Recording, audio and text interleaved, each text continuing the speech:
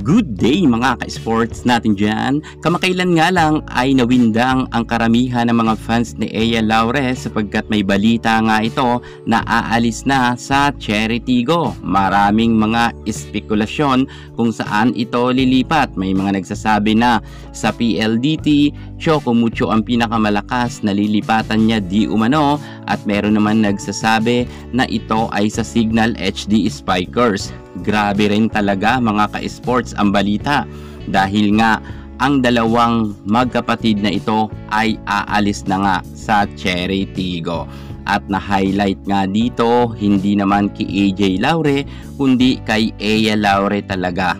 Si Ea Laure talaga ang inaabangan ng karamihan kung saan ba ito lilipat dahil malakas nga ang balita na sa UB team ito pupunta. Pero alam nyo ba, meron naman lumabas kahapon na mga issue kung saan nga sa Capital One Solar Spikers daw ito mapupunta dahil sa laki ng offer. OMG, grabe talaga mga ka-sports natin dyan. Ang tanong, nabakura na ba talaga si Ea Laure or may chance pa ang ibang team na makuha si Ea? Yan ang ating pag-uusapan sa paglipat niya raw di umano sa Capital One. Pero bago ang lahat, subscribe ka muna. Click ang ating notification bell para lagi kang updated sa lahat ng issue sa volleyball. Susunod na.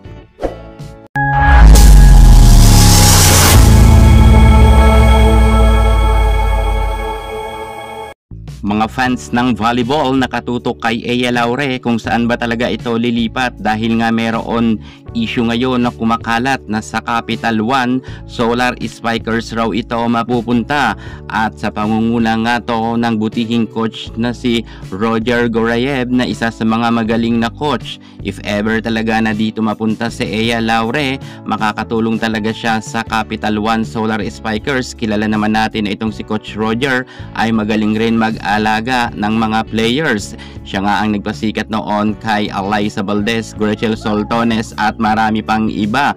At kilalang kilala nga ngayon si Coach Roger na isa nga sa mga humahawak na bagong team na kanyang Solar Spikers kung saan gumandat agad ang kanilang standing pagdating sa PVL Reinforced Conference at hindi nga sila nagpapakabog sa kanilang mga nakakalaban kahit mga veterana na ang team na kanilang nakakasagupaan.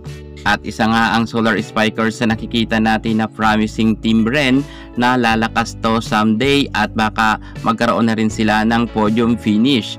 Konting push na lang ay kayang-kaya na talaga nila makapasok sa Final Four. At kung narito nga si Ea Laure, tulad ng sabi ko, ay malaki ang kanyang maitutulong. At bakit ba may sumabog na balita kay Ea Laure na dito siya lilipat sa Solar Spikers? Ganito kasi ang naging issue. Meron kasing nag-post kamakailan lang na di umano sobrang laki daw ng offer kay Ea Laure ng nasabi nating Solar Spikers. Totoo kaya ito mga ka-sports? Narito nga ang isang post sa isang FB page na kung saan talagang tumataginting daw sa 4 million ang offer nga kay Ea Laure. Nakapost nga to kay Volleyball Replay kung saan nga nakalagay, breaking news, Capital One Solar Spiker is offering Ea Laure a signing bonus of 800,000. At ang total daw nito lahat ay 4 million. Grabe mga ka-sports natin dyan. Kung talagang totoo ang sinasabi nga ng nasabing post na yan, na talagang dito na si Ea Laure sa Solar Spikers dahil sa laki ng offer, hindi rin natin masisisi itong si Ea Laure. Alam naman natin na pagdating nga sa larangan ng volleyball, hindi na sila pabata at kinakailangan talaga kung saan ang mataas ang offer, doon sila pumunta. Kasi nga ang kanila rin inaabangan dito ang sahod na malaki at ang kanilang future na makapag-ipon rin sila. Hindi naman habang buhay ay humahampas sila sa loob ng court. Darating din ang panahon na magre-retiro ang mga atletang ito. Kaya't kung talagang sa Capital One Solar Spiker siya mapupunta, choice yan ni Ea Laure. Bagamat ito ay isang rumor pa lamang, titingnan natin at ating sisiyasating kung talagang dito na ba siya. Kaya abang-abang lang kayo sa ating pinaka-update.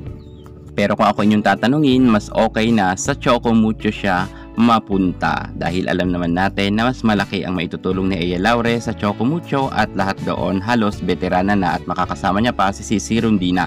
Yan muna ang pinaka-latest natin sa mundo ng volleyball. Thank you so much. God bless.